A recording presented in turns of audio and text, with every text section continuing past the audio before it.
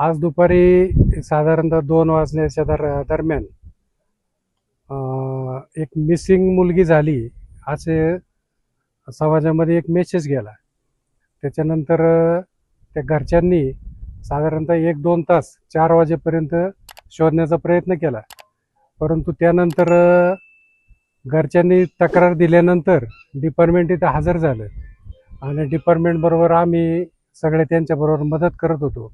इकडचे ओढे असतील, विहिरी असतील किंवा ऊसाचं शेत असेल, ह्या सर्व ठिकाणी आम्ही त्यांना शोधण्याचा प्रयत्न केला. परंतु ते काय हाती यश येत नव्हतं. नंतर ह्या रोडला जेवढे CCTV कॅमेरे आहेत खाजगी मालकीचे, ते सगळे कॅमेरे आम्ही चेक केले डिपार्टमेंटच्या साहाय्यानं. तरी त्या कॅमेऱ्यामध्ये काही त्याचा शोध लागत नव्हता. नंतर साधारणतः 8च्या दरम्यान संशयित एका आरोपीला त्यांनी ताब्यात घेतलं डिपार्टमेंटनी. आणि ताब्यात घेतल्यानंतर त्यांनी त्यांच्या पद्धतीने विचारल्यानंतर तिथं पिंपळवंडीचं लेंडेस्थळ आहे, त्या लेंडेस्थळाचा एक ओढा आहे. त्या ओढ्याच्या कडेला त्यांनी तिथं त्या चिमुरडीला तिचं काय म्हणू आपण त्याला, अत्याचार करून तिचा खून केल्याचं निष्पन्न झालं.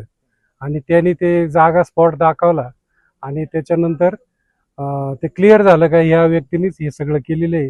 त्याच्यानंतर फॉरेन्सिक लॅबची टीम आल्या, पोलीस डिपार्टमेंट आले, ओतूरचे असतील, आळेपाट्याचे असतील, नारायणगावचे असतील, सर्व आमच्या लेंडे स्थळातल्या सगळं युवकांनी आणि ज्येष्ठांनी सगळ्या डिपार्टमेंटला सहकार्य केलं. त्यांना हवं नव्हते रात्रीच्या वेळेला टॉर्च वगैरे किंवा अंधारात इकडं जाणं, तर आमची मुलं पहिली पुढं जायची, नंतर डिपार्टमेंटला सहकार्य करून डिपार्टमेंट यायचं. त्याच्यानंतर त्या बिचाऱ्या मुलीचा मृतदेह तिथं सापडला.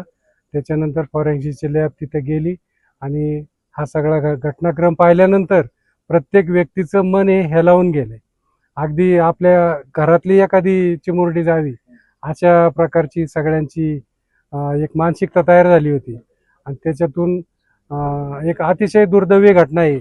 आणि जे कोणी ही घटना केली असेल त्या नराधमाला फाशीची शिक्षा व्हावी ही आमच्या पिंपळवंडीकरांची आवर्जून मागणी आहे.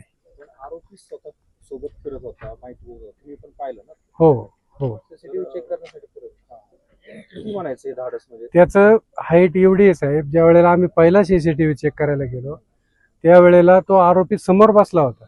आणि ज्या वेळेला तो सायकलवरनं तिथं जाताना दिसला, संशयित बरं का, तर त्यावेळेला त्याची एवढी हाईट, तो म्हणतो ह्या बघा मीच आहे हा सायकलवाला. एवढ्यापर्यंत ते म्हणजे त्याला काय देवाने ती सुबुद्धी म्हणावी का दुर्बुद्धी नाही, सुबुद्धीच म्हणावी का, ते शोधण्यासाठी त्याचं ते वाक्य तेवढं एक कामाला आलं असावं. त्यांनी कुठं प्लॅनिंग या गोष्टी केल्या नाही, ते आता कसं, आता प्राथमिक दर्शनी आम्हाला नाही सांगता येणार. धन्यवाद. पार्श्वभूमी होती का?